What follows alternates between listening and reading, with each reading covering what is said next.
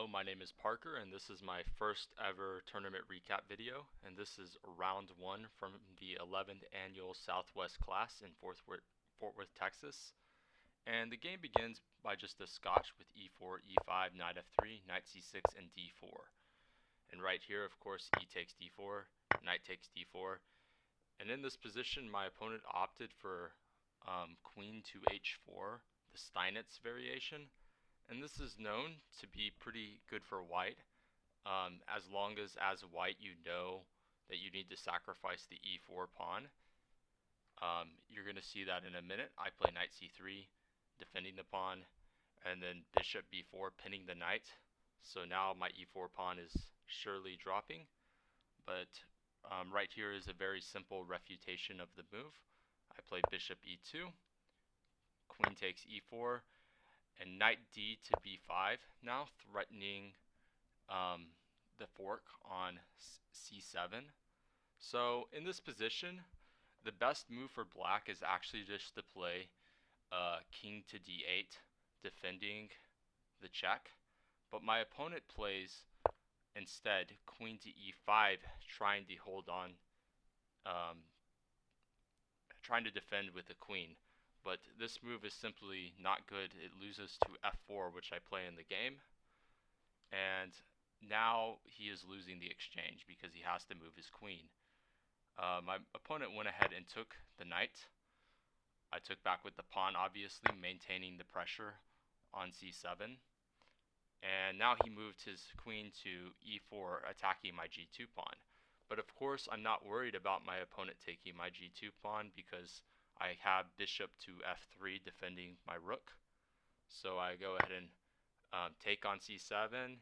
He plays king to d8, and I take the rook. And now I'm up a full rook. But I have to make sure, even from this position, that I'm still going to convert this because there are chances for him to trap my knight, and then I would only be up the exchange and have kind of a terrible structure, as you'll see in a minute, because he does in fact take on g2. And now he has to move his queen. He could play queen to h3, but there are some ideas of me playing queen to d6 that he wants to prevent. So my opponent does go queen to g6. And in this position, I had a pretty long think of what I wanted to do. I was looking at bishop a3 and bishop e3. But ultimately, I decide on bishop to a3 because I just want more control over the d6 square. I really would like to put my bishop or my queen on d6, and also it just stops him from moving his d pawn, which would help him develop his bishop. So in this position, my opponent gives a check, and I end up going to f2, wanting to bring my rook over to e1 to win the tempo on the queen and maybe start generating some kind of threats against his king. And now my opponent just develops his knight to e7. I play rook to e1, going through with the plan.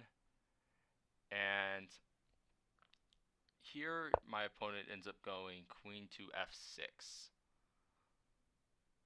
And I followed it up by queen to d6. And this effectively forces the queen exchange, which is good for me since I'm up a full rook. And the reason for this is I have some forced checkmating sequences. Like if we just give him a random move, let's say we give him h6, I don't know. I have check. He then retreats. I can take the knight. I can take the knight or the bishop because the knight is pinned, and then whenever he blocks, I can then give him another check with the knight. His only square is to move to f8, and then I have this nasty queen to d8 mate. So of course my opponent can't allow that.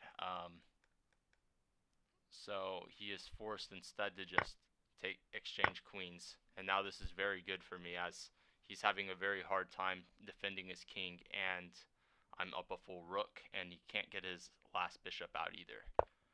So he goes b6, attempting to get his bishop out. I give him a check on c7.